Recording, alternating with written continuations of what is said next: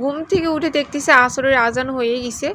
তো যেহেতু আমার একটু গ্যাস্ট্রিকের সমস্যা হয়েছে, তো আমার মামাতো আপি আর কি ভাবছে যে আমি তো ওইভাবে আসলে ইফতারি বানাইতে পারবো কি না, এর জন্য আপি অলরেডি ইফতারি বানাই ফেলছে। আর আজকে পরিবার মিলে আর কি আমরা ইফতারি করব।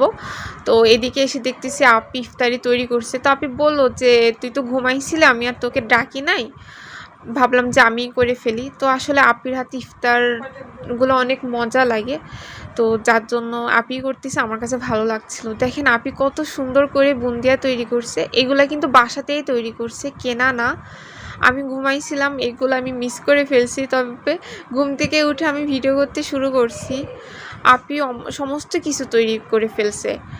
আমি আম্মুকে বলছিলাম তোমরা কেউ আমাকে ডাকলা না, তো আম্মু বলছিল যে ঘুমাইছিলা তো, এর জন্য আর কি। পরে এই তো কি সুন্দরভাবে হচ্ছে বেগুনিগুলাও অনেক ফুলকো ফুলকো হয়েছে, তাই না? দেখেন দেখতে লোভনীয় লাগতেছে।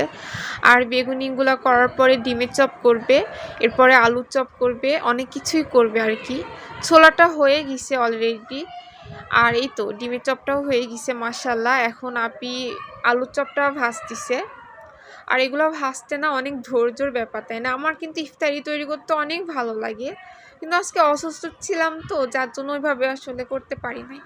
এদিকে সমস্ত কিছু হয়ে গেছে, এখন আম্মু মামি মিলে সমস্ত কিছু প্লেটে প্লেটে সুন্দর করে সাজিয়ে রাখবে।